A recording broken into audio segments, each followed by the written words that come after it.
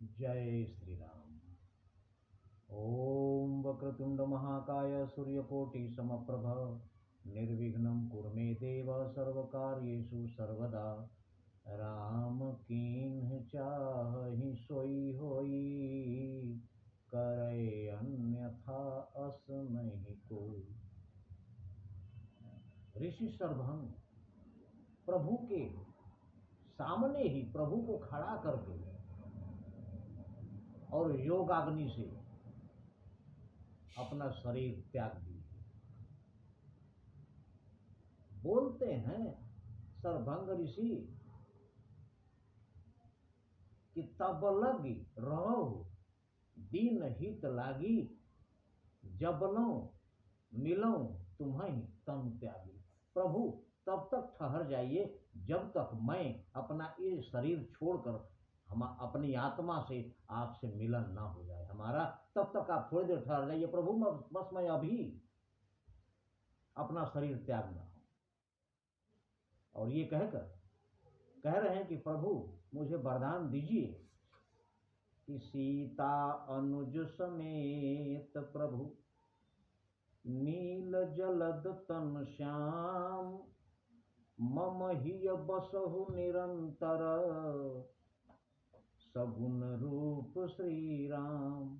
कह रहे हैं कि सीता और अनुज लक्ष्मण के साथ मेरे हृदय में आप हमेशा वास करें, ये वरदान हमें दीजिए। प्रभु तथास्तु कह देते हैं, क्योंकि दीन बंधु दुख हरता है। चिता पर बैठे हुए हैं सर्वभंग ऋषि और असक ही जोग अग्नि तनु जारा, राम कृपा बैकुंठ सुधारा। इतना कहकर योगाग्नि से चिता में अपने आप आग लग गई और सर्वभंग ऋषि उस चिता में जलकर अपना प्राण त्याग दिए और आत्मा प्रभु के समक्ष खड़ी है। आत्मा जब परमात्मा के सामने उपस्थित होती है तो दो स्थिति होती है, या तो आत्मा ईश्वर में समा जाए या उनके लोक को चली जाए। राम कृपा बैकुंठ सिधारा, प्रभु श्री राम की कृपा से ऋषि सर्वभंग की आत्मा बैकुंठ चली गई, क्योंकि वो प्रभु में समा नहीं सके। क्यों नहीं समा सके?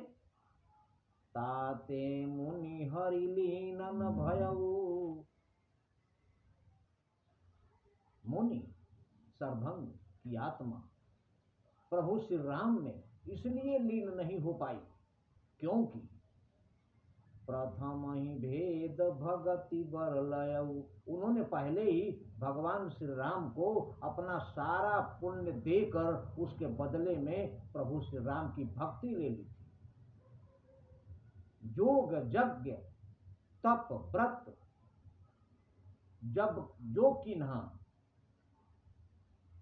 प्रभु को देकर, जितना योग जप तप जितना किए तो सारा पुण्य प्रभु को देकर प्रभु ही समर्पित भगति बरलीना, प्रभु को समर्पित करके उसके बदले में उनसे भक्ति का वरदान मांग लिए थे।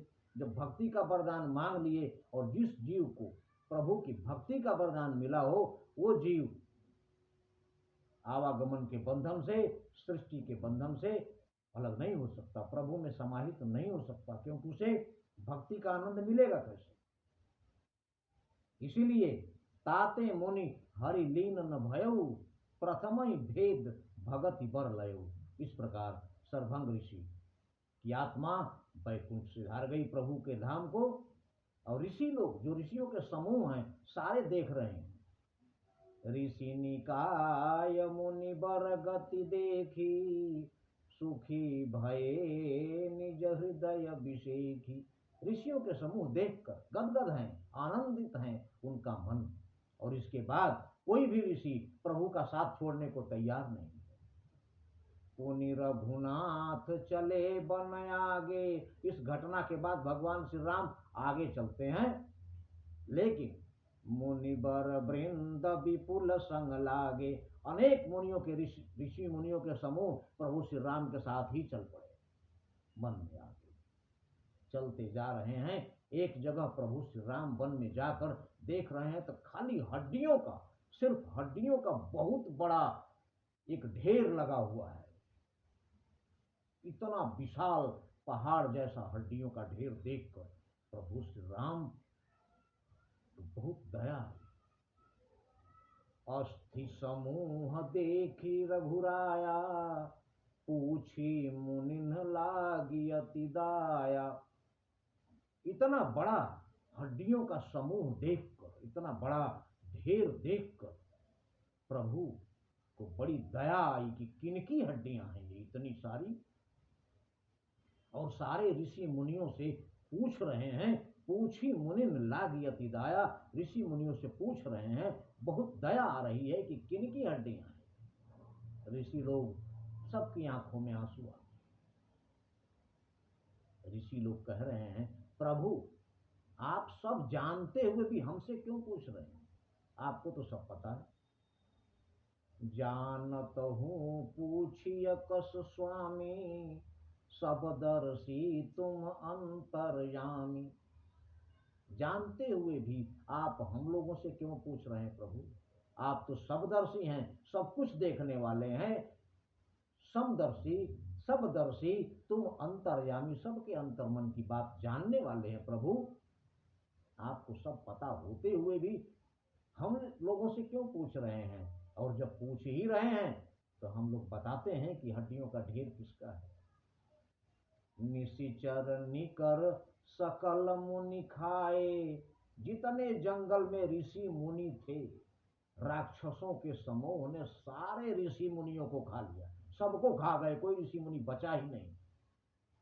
हम लोग तो दूसरी जगह से आए हैं, आपका नाम सुनकर इस वन में कोई भी ऋषि मुनि बचा ही नहीं है। निशिचर निकर सकल मुनि खाए, सुनि रघुबीर नयन जल छाए। प्रभु श्री राम की आंखें आंसुओं से भर गई, आंखें टपटपा गई। इतने ऋषि मुनियों को खा गए राक्षस, और इतना क्रोध आया राक्षसों पर कि आजान बाहु, प्रभु श्री राम आजान बाहु कहलाते हैं। हर व्यक्ति के हाथ उसके घुटने के ऊपर ही होते हैं। कुछ ऐसे ही सौभाग्यशाली लोग होते हैं, दिव्य शक्ति वाले, जिनका हाथ घुटने के नीचे तक होता है, और जिनका हाथ घुटने के नीचे तक होता है उसे आजान बाहु कहते हैं, लंबी भुजाओं। प्रभु श्री राम आजान बाहु हैं। दोनों भुजाएं उठाकर प्रभु श्री राम प्रतिज्ञा करते हैं। वहीं निशिचर हीन करो मही, मैं इस धरती पर से राक्षसों का समूल नाश कर दूंगा, एक भी राक्षस इस धरती पर छोड़ूंगा नहीं। निशिचर हीन करो मही, भुज उठाई पनकीन। दोनों भुजाएं उठाकर भगवान श्री राम प्रतिज्ञा कर रहे हैं कि आज के बाद मैं इस धरती पर से सारे राक्षसों का समूल नाश कर दूंगा। निशिचरहीन, इस धरती को निश्चरों से हीन कर दूंगा, कोई भी निश्चर बचेगा नहीं। भुज उठाई पनकीन, भुजाएं उठाकर प्रतिज्ञा किए, और सकल मुनिन के आश्रमनि, जो ऋषि मुनियों के बचे खुचे आश्रम थे, उन आश्रमों में जा जाकर, जाई जाई सुख दिन, जा जाकर उन आश्रमों में ऋषि मुनियों को आश्वासन दिए और निर्भय किए कि अब आपको घबराने की जरूरत नहीं है, डरने की जरूरत नहीं है, हम यही हैं, और अब आप लोगों को कोई भय नहीं होना चाहिए। इस प्रकार ये हैं समदर्शी प्रभु श्री राम, जिनके नाम में ही इतनी शक्ति है। इसलिए नहीं कलि कर्म न भगति विवेकु, राम नाम अवलंबन एकु। जय